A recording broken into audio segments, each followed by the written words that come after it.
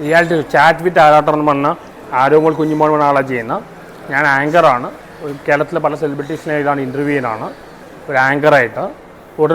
ഉടനെ വരും. അത് മാർക്കറ്റിംഗ് നടന്നുകൊണ്ടിരിക്കുകയാണ്. ഒരു 20 വയസ്സുള്ള ബിസിനസ്മാൻ പ്രോഡിജിയാണ് ആരോമൽ കുഞ്ഞുമോൻ. പുള്ളിയാണ് മെയിൻ ആൾ.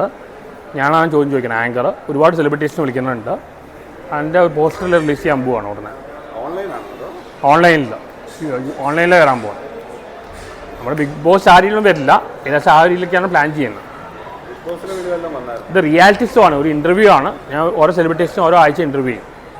അത് സ്ക്രിപ്റ്റഡ് ആണ്. നല്ല മാർക്കറ്റിംഗ് നടന്നുകൊണ്ടിരിക്കുകയാണ്. ചാറ്റ് വിത്ത് ആരാട്ടർ. അത് വേറൊരു ലെവലിലേക്കാണ്. ഗെറ്റപ്പോലെ വേറെ ഇല്ല.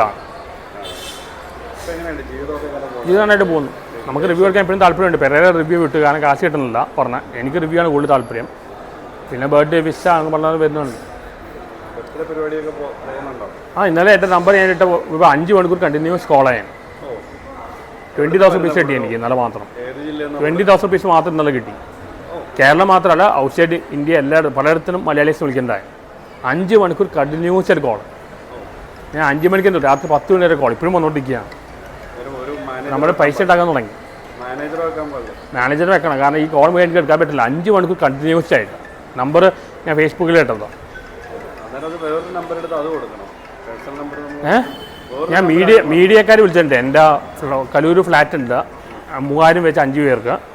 പിന്നെ 2500 4 പേര് എൻ്റെ വീടിൻ്റെ മുകളിൽ. അത് ഞാൻ മീഡിയയിൽ ഇട്ടിട്ടുണ്ട്, ബെൽറ്റിൽ ഇട്ടിട്ടുണ്ട്. മീഡിയക്കാരെ എന്നെ പൊക്കിക്കൊണ്ടുവന്ന് അവർക്കൊരു ഇതാണ്. രണ്ടിന് താമസിക്കാണ്. എഗ്രിമെൻറ്റ് സൈൻ ചെയ്ത് അവർക്കും ഗുണമാണ്, എനിക്കും ഗുണമാണ്. റെന്റ് എനിക്ക് വരും.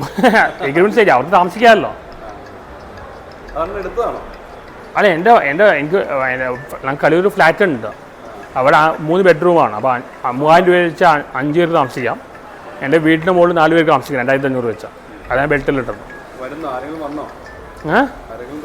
എന്താണ്? അല്ല, ബെൽറ്റിലിട്ടിട്ടുണ്ട്. ആൾക്കാരെ അപ്രോച്ച് കൊണ്ടിരിക്കുക. മീഡിയക്കാരുടെ കൊടുക്കുന്നത്. എന്നെ പൊക്കിക്കൊണ്ടുവന്ന അവരാണല്ലോ. ഓക്കെ.